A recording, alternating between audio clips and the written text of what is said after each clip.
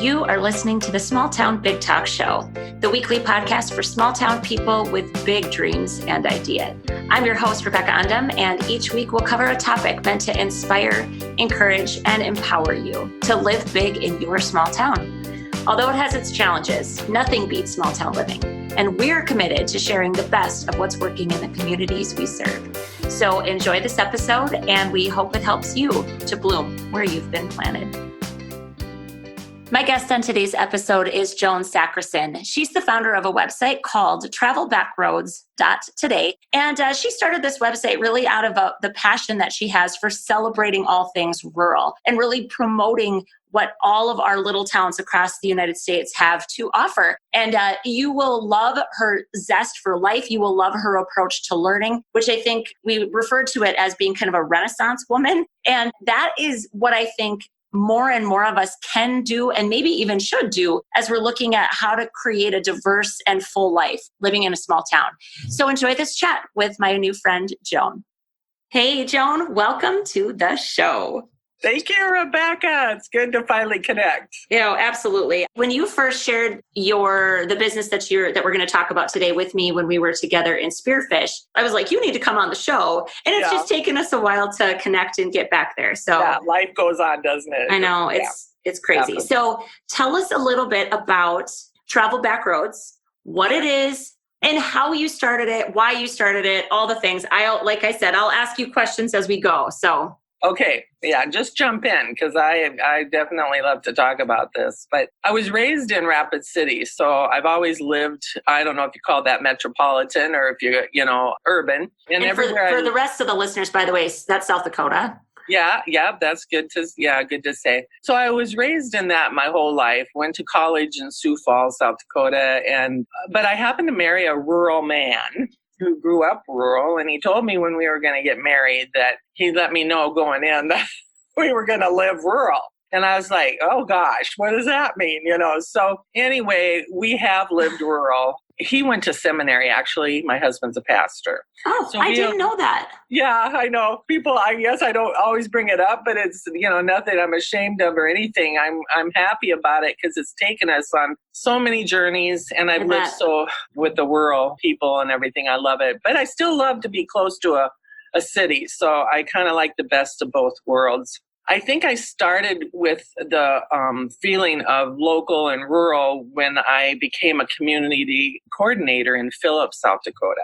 Okay. I was hired there by the chamber and also had worked in a couple stores there. And one thing's kind of cool when, I'm married to the pastor and we moved. I've always been a jack of all trades and a master of none, but I have done a little bit of everything, let me tell you. So I jumped on that and was hired. And I got to be, it's kind of a chamber, but it wasn't called that. But it really got me going on the businesses and thinking about them and just really loving that job. Well, fast forward to today, I am in an economic development corporation, and I was hired here about 9 years ago. And I've been doing this for 9 years. And like I said, prior to that, I've been a lot of jobs, and I was a coach here too. So I had a lot of connections already. And then I got into this job, but it became a passion of mine. So thinking about our rural communities and the struggles and the just what it takes to keep us going. We may not grow, but we can thrive. And I think we all have those little mottos that we throw around on that we can flourish and we can be more than what we are. But just for frame of reference, where are you currently living, working? What's your, what community you're in? How big is it? Yeah. Clear Lake is, I would say, about 1,300 people. Okay. It's in kind of central east South Dakota. Okay. We sit really close to, it's kind of cool because we're kind of a hub. We could be for rural. We're close to Watertown. We're close to Brookings. It's not too far to get to Fargo or Sioux Falls. And we're only 3.5 hours away from the cities, Minneapolis. Yeah, so that is nice. And we are definitely still rural. It's just, a lot of people in those towns don't even come out here because I think it is thought of country and everything like that. But right. So that being an economic development director really got me started and thinking about this, and this became my job. And a big part of my job, because due to a grant, was to be an e-coach, which is an entrepreneur coach. And I had to learn all this, but I, would get the business plans. I'd help people start to come into my office. They want to start a business. And I started to help them with their business plans. And that was a big part of my job, because that had been because of that grant, it got started. So that was really my focus. Another really cool thing, and if you ever want to talk about it in the future, is we had the first kitchen incubator in South Dakota. Okay, well, mark it down. We're going to talk about that. Let's mark that down for a future episode, because I want to pause real quick and say that, first of all, I want to harken back to you saying I'm a jack of all trades and master of none. I think that gives you rich experience. I think that's a beautiful way to move through the world, like gathering little experiences here and there. It makes you versatile and it makes you dynamic. And I personally love people like that. You're like a Renaissance lady. I love it. Yeah. There you go. All right. Yeah, own that.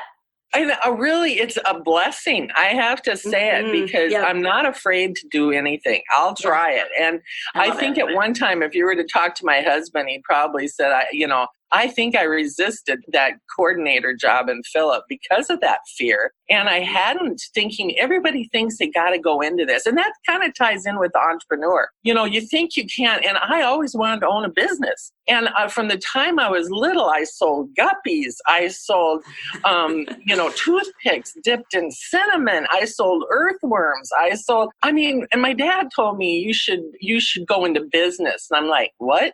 No, you can't, here, 40, 50, 60 years later, I'm like, geez, I should have listened to him. But so here I am. And so I'm starting a business in my 60s, I know, but I love it so much. So we'll come back to the kitchen incubator thing. Yeah, just saying that, I feel like incubators of any kind where you're saying, like, how do we give people a space to try and fail? And there's air quotes around that for the people that can't see us, right? Because it's just audio. Yeah. But failure is literally trying and then maybe having to iterate and maybe having to adjust and maybe having to adapt. It isn't this big, colossal, horrible thing like we paint it out to be. And I think if we could honestly all approach new ideas, new adventures, new business ventures with that mindset, man, it would make a difference. And I think more people would do it. Yes. I just don't think they'd be as afraid to try. Yes, exactly. I think, too, some of it's related to ages. I think of the 20s, I think of the 30s, the 40s, where I was scared back then. Now it's kind of like, I'll speak up, I'll do about anything. But I love that I think my husband, had he not moved me, I may have been in the same spot. And that's not saying it's bad. Right. But I don't think I'd have been near as, just to have these experiences in my life that I treasure, what I mean? Right. So they're really not to be afraid of. And so I was coaching entrepreneurs, and I still am, and it's still part of my job. And I do believe that our small rural communities need entrepreneurs. The hard part is I'd love to see our country start to provide the insurance and work for that but I also don't really feel that a lot of our they don't look at rural at all. We've got to do it because nobody else is gonna. And I believe that. So me too. So we do keep our entrepreneurship. And so it kind of got me thinking, okay, so here we'll jump now to how I got going. So going to how I got started, I was in the town of Miller, South Dakota, and that's kind of in the heart of South Dakota. And we went to this department store, and I looked at this department store, and I'm like, how many times have I passed by this place? And I never stopped. And I was there because of some friends that lived there. And this department store had clothing from infant all the way to men's and larger women's sizes is what I need. And so I came out of there going, oh my gosh, we got to do something about this. We got to let people know this is here. So I thought, how am I going to do that? So I started a Facebook page, and it was Backroads Dakota. And that's how I got started. And I decided I'm just going to start finding these little stores that are on the back roads Well, I had a girlfriend when I first moved here to Clear Lake. She said, come on, Joan, we're going to go and let's go around. I'm going to show you all these little places. And this was before, I mean, these are just things that build towards something, because wasn't on the move then for this. But she took me to all these little communities that had these fabulous little places. And I don't know about you, Rebecca, but I'm always willing to shop. I can't always buy. Me too. So she took me all around. I thought, oh my gosh, we got to tell people about these places. So that's how my page started on Facebook, and it got started and going. And so then just kind of jump forward to 2017, I decided to take it a step further and make the website. And then I thought, well, for my time, it was going to take a lot more time. I did love the Backroads Dakota part, because I just go to a store and I'd start to feature them. So it's always been kind of a catch for me, because I kind of feel like I charge a little bit and then try to also just do it. So it has been a struggle for me. So those are some of the things I think as entrepreneurs you go through. So here I was experiencing the same thing.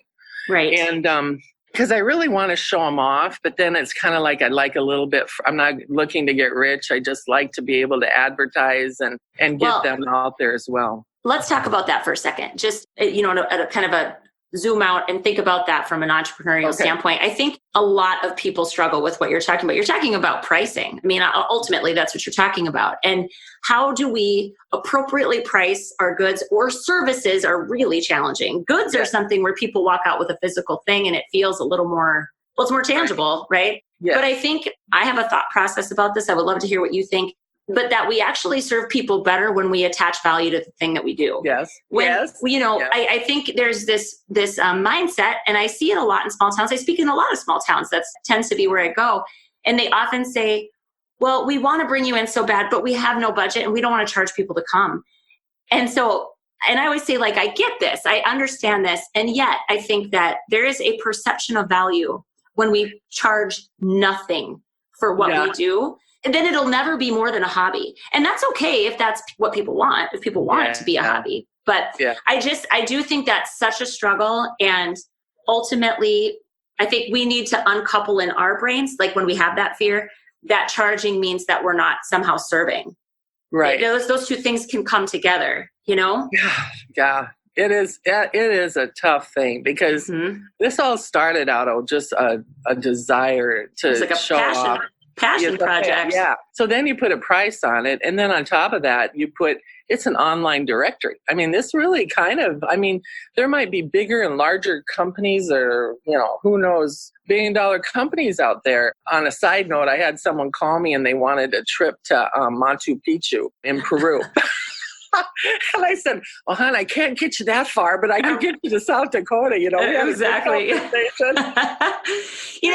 but I think, while we're talking about this, can you just articulate for the audience what Travel Backroads is? So obviously you're featuring small towns, but how does it work? What does it look like? Like, anybody listening, if they think we've got something cool to feature in our small town, how do we get into the directory? What does that look like? Okay. Well, I have a directory, and it's www.travelbackroads.today. It's not .com, it's .today. Right. And on that directory, I have several pages. I have categories. I have the home page, and then I have a page for destinations. So if you're a group of towns or you're a chamber and you want to get people to your community, then I have another page that's for by state and by town. And on those, they have individual pages. So you can go to Clear Lake, South Dakota, and those businesses that have set up with me will be featured there. There'll be pictures, there'll be ways you can find them, there'll be their own links to their own websites. Then I have another one by categories, and the categories are, maybe you're just looking for wedding or fresh flowers in your area or something. So I have it by categories. And then I also have your story. So if they have a really unique story to tell, I will also tell their story. And then I also have a blog, and I have kind of getting that out there. I'm found on Instagram, Twitter, Yelp, Google.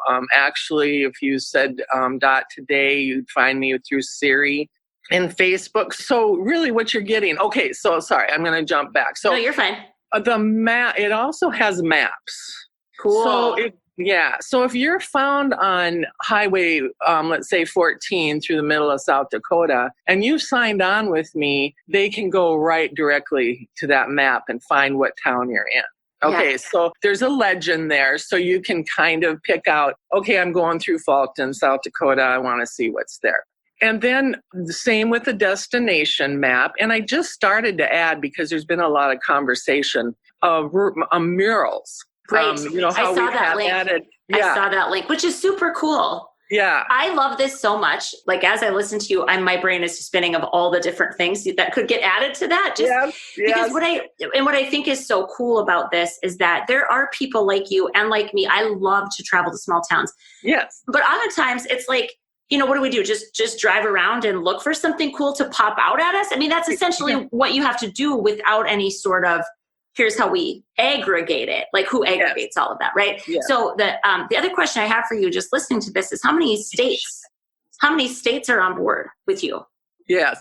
Oh, well, actually, how many states? Well, I started out just South Dakota and then the borders. So I did have a couple businesses in Minnesota, and then that's it. But I am beyond the borders. And I just now added my daughter, bless her heart, when we get to, she knows about how I love and we local. And so we went out to Tacoma, and the first thing we hit was this fantastic donut shop. And I mean, oh my gosh. And so I'm like, I'm going to put that on my site. Why not? So it's clear out in Tacoma. And they were very appreciative because I put it on Facebook and everything. And then now also a barbecue place downtown Wichita, Kansas. So I'm open to really anything. I just started with South Dakota, and I knew I had to do something else. I didn't realize, I guess that's one of the trip-ups of being an entrepreneur and learning. I maybe would have come up with a different name because there are other travel back roads out there.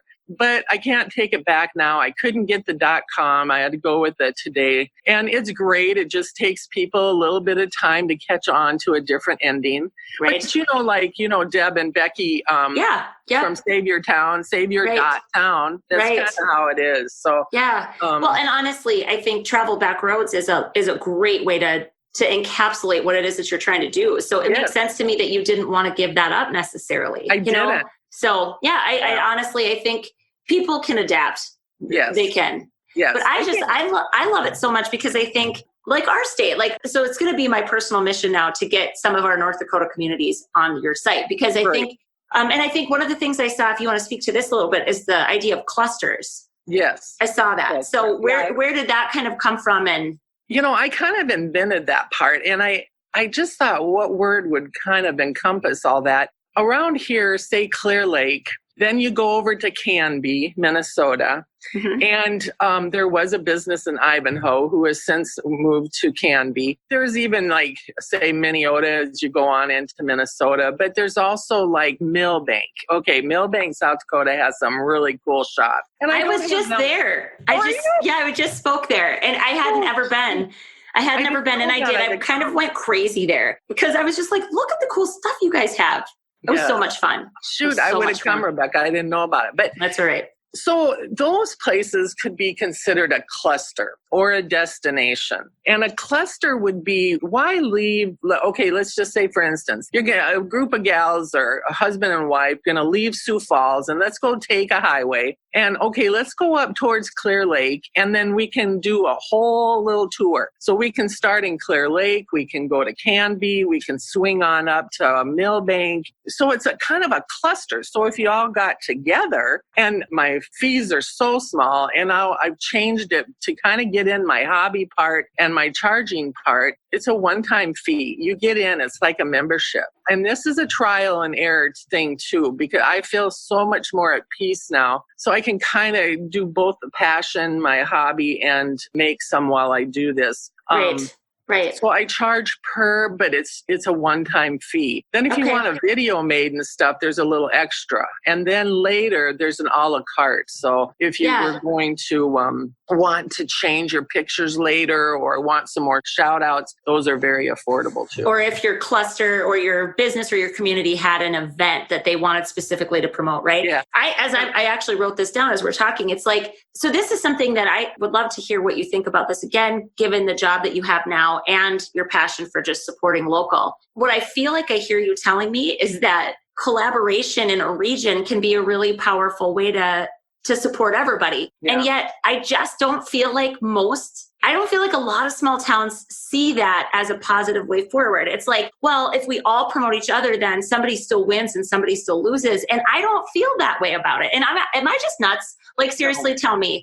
No. Am I just crazy? Because No. Have you heard of the words co-opetition?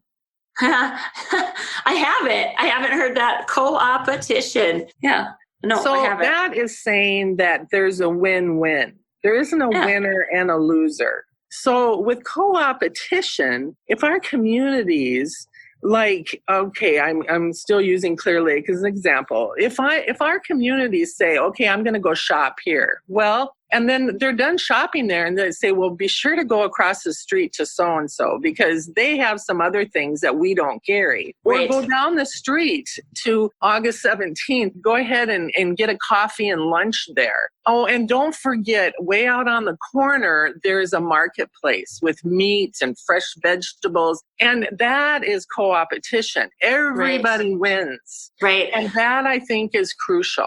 Well, I think we're okay with that internally, like in the four walls of our community. Yes. But when it's saying, okay, so, we live, my community is 110 miles from Fargo. I mean, we're a long way away. Yes.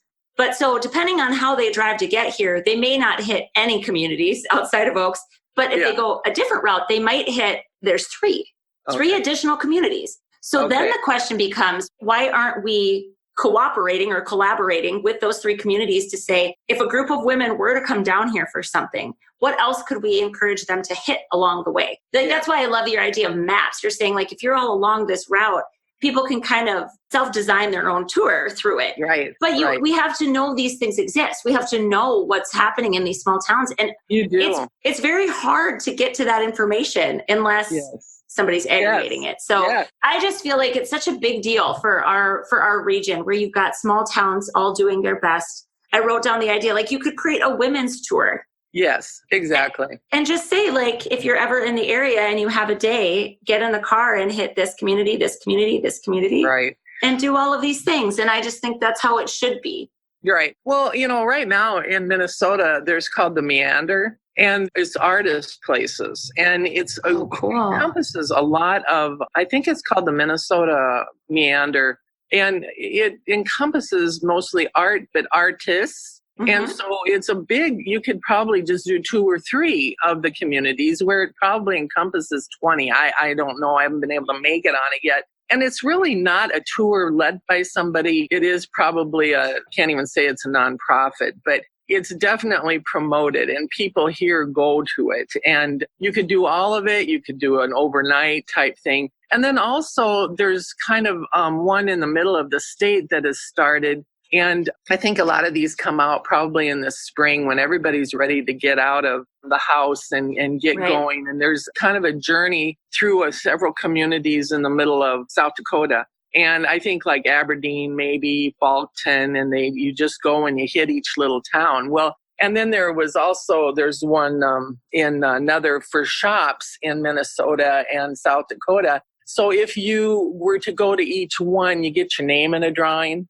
You know, you get to win a prize. You get everybody, those people put maybe door prizes together type thing. You can make it anything you want. So really that ties in with the cluster thing. It does. And it does.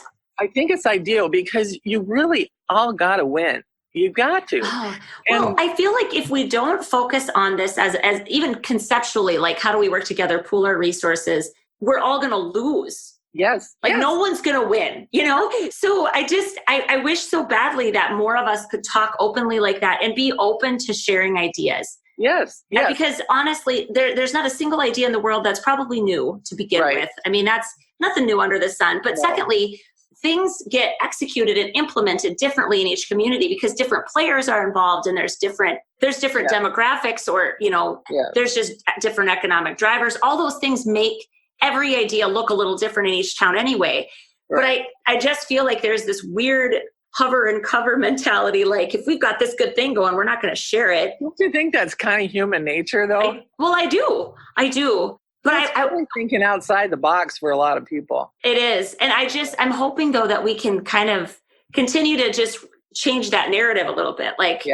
Well, for one thing, our little businesses, I don't think can really, for one thing, they can't rely just on the local people to support them. Okay. Well, not if we're not growing. You actually said at the beginning, we're not in rural America. We're not necessarily looking to grow. We just want to be able to thrive. And it's funny, my nonprofit that I started is called Growing Small Towns, but growth for me is about growing our individual capacity. Yeah. Learning, getting challenged, And so when we individually grow, the community becomes that thriving, vibrant place where everybody wants to be. Right. But our small towns, we can't, if we aren't going to replenish the population that either leaves, to migrates out, or dies because we're aging communities, how are these small towns going to, the businesses in particular, how are they going to sustain themselves? Yeah. So if we don't start saying, hey, community, half an hour away, come on over and enjoy this, that, or the other thing. If we don't do that, we're not taking advantage of the people that are already here. Right. So you're right. I mean, it's no joke. No. And the other word is co-collaboration. That, and I think that is so hard. And I find that here, the communicating, it just seems like communicating is so hard between boards and store owners and community members, that the communication, and that if you just start to work together and say, let's have a Super Bowl afternoon and let's get 3 or 4 businesses together, and the wives of those that don't want anything to do with it, they can make a side trip. I mean, it's really talking to each other. And I think it's because of that competition that holds us back. And it's got to change, because we can't depend on just the local people to support us. We need those outside people that are going to take the trip. And let's face it, people are looking to travel. Look at the millennials are saying they don't want to be tied down with knickknacks and old things. They want to move and they want to travel. And I think that's part of, we're kind of catching on to that, when we've always been a mobile society. So let's get them to our region and show them what we have. Right. Oh, I totally agree. And I don't know. I think it's funny. I look at this stuff and I think about this stuff all the time. I mean, it's just kind of all I really do. I hear you. And I think sometimes we're actually worse at communication in small towns because we take for granted that we all just know. Yeah. It's weird. Like, we're more siloed in a lot of respects in smaller communities because we kind of just assume. Yeah. That everybody knows what's going on. Do you feel like that's true? I think when it's been done a certain way, we're just going to keep doing it that way. And then new ideas come in, and, it's just kind of a vicious cycle sometimes where it's really hard to come out of that. But I do think it's going to need really new thinking and just doing things and getting it done, and it's just a tough thing. And I think if we work together, people can, if they can just see the merit in it, I mean, try it. If you don't like it, I guess then you can do something different. But I bet if you tried it in these cluster groups and destinations, and I do also on my page have an event, so they can just get cool. Event, if it's just like we have the Crystal Springs Rodeo, and that's, people come from hundreds of miles away for that, so they don't really probably need little old me, but I love to promote it, so why not? Because there's going to be somebody out there that doesn't know and might be traveling and say, hey, I want to go there. And that applies to all the businesses and services. I do services too. Yeah. And I should add, Rebecca, that I do, it's also smartphone friendly. Oh, so nice. You can pull it up on the phone. It doesn't have to be on a computer. It can be.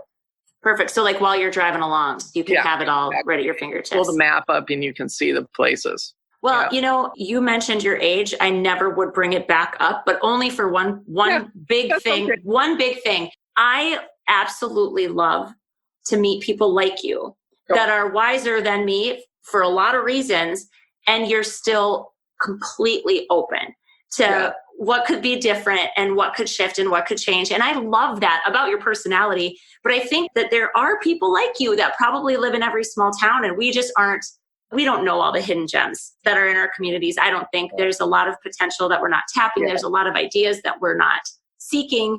So I love that you are leading by example, especially like this entrepreneurial coach role that you have.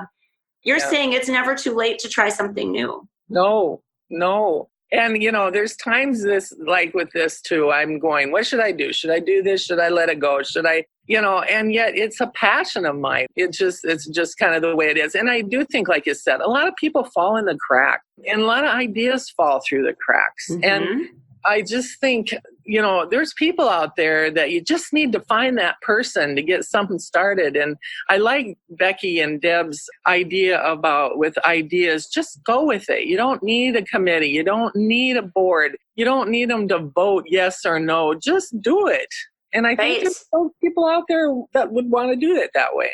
I agree. And I love it. I love them too, because they challenge the control freak in me, which I always chuckle, because I really do have some pretty severe control freak tendencies. Like, I just want everything to be perfect. Well, what does that even mean? And you lose the intent of what you were trying to do. You lose it in all the details. Yes. And I just think that what you've also talked about, that from an entrepreneurial standpoint, that you're never going to know everything you need to know.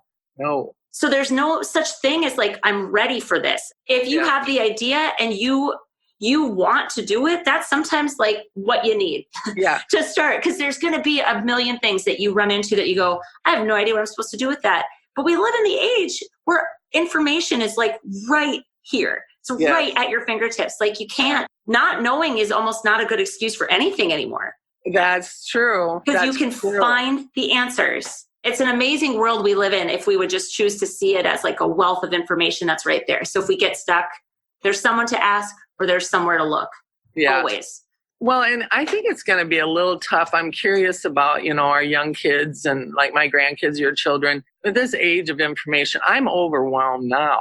Yeah, and, my brain processes a lot different than it probably even did, 20 years ago. And I know that does. So I keep thinking of, a lot of people are going to have to find their little niche. I mean, the whole world's open to them, which is nice. Where, my generation, it was probably you could be a nurse or you could be a, Where now, my gosh, the opportunities are amazing. It is. But I think you're right. The downside of that is decision fatigue. Yeah. Trying to figure out, well, what do I do? And yet, I think going back to you being a Renaissance woman, like, that's a way that people can live. I think the biggest hang up for that is insurance and benefits and some of those things that kind of anchor your stability. That is such a huge challenge. But I mean, it's pretty cool. Like, I have some dear friends that have, like, we call ourselves multi-passionate, right? Where there's just many things you love and maybe even many things you're good at. Being multi-talented and multi-passionate, it sometimes can feel like, well, do I have to have a thing, like the one thing that I do for a career? And we live in a time where that's not the case at all. No. So it is really exciting. But I do think you're right that that's overcoming a lot of historical context of what success looks like. Yes. And I don't want our kids to flounder through that. Yeah, it's going to be, I think they'll have their own set of problems with some of that, because I know just what comes across to me. And I've always kind of been one, the business part, my husband used to tell me, go ahead, start it. And I'm like, no, I can't do it. Well, now I'm kind of not afraid to tackle anything, and I'm not afraid of the unknown. Yeah. And I will try. I was always fortunate. A lot of people have one income. Maybe they can't do it. Exactly. Those are real. Yeah. Exactly. Right. And I was fortunate that I could go into a community and start to do stuff. I could take this job, and I might have been afraid those years ago. But I'm kind of like, now bring it. Let's try it. And that was kind of a bit on this job that I have now where they needed someone. And I've spent this whole year trying to teach myself with a little help of QuickBooks. And I'm not a financial person. And here I'm an economic developer. So it's kind of funny how that twists around. But I kind of like that feeling of saying, bring it on, because I'll learn it. I want to learn it. And I have that advantage. Yeah. Oh, I think it's a great way to move through the world. Yeah. Okay. Well, I have absolutely loved this conversation. Same we're gonna have you back, and you're gonna talk about your kitchen incubator, because I bet there's people like, oh, I want that info, because that just sounds cool. So we'll definitely have you back. But before you go, the one question I like to ask every guest, and that's if I remember, because a lot of times up in my brain stuff gets pretty jumbled, Joan. But I love to ask the question: what does living big in a small town look like to you? Okay. Well, when I kind of told my husband when we did get married and started living rural that I was raised very civic mindedly, even in Rapid City. And living big to me means getting involved. Mm-hmm. And it's bringing probably what knowledge I have and what is behind me to help however I can in a community that we've lived in, and to use my kind of just what skills I've had and what I've learned. So I guess living big is just being, for me, it's civic minded. So if that answers that. Totally does. Yeah, It totally does. And I think you are obviously you're a brilliant example of what that really looks like. And you're doing it not just for Clear Lake where you live and have your job, but you're doing it for every community that has chosen to participate and travel Backroads. So I hope that more people get to listen. Like, I hope more people really listen to this, take a look at it, and then think about, what if we just signed on as a cluster and we created our own little tour and started to promote it that way? Start small, people. Yeah. Work together, start small, try something, and you're there to help them promote it, which is awesome. Absolutely. And I'll promote the heck out of it. I believe you. Well, thanks so much. I was born too early because I've taught myself a lot of things about computer, and I'm all self-taught. So my website's my own. I don't have Good for you. That they did help me get started on it, but I do it all now. And so kind of it is what it is. So yeah, that's awesome. Thank you so much for your time, Joan. Come on back soon. Yeah, thank you very much. See ya. Bye. Thanks for listening to this week's episode of the Small Town Big Talk Show.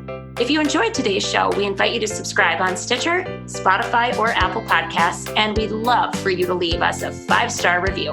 The more reviews we get, the easier it will be for other small town friends to find us. We encourage you to keep on living big in your small town, because the size of your life is not determined by your zip code.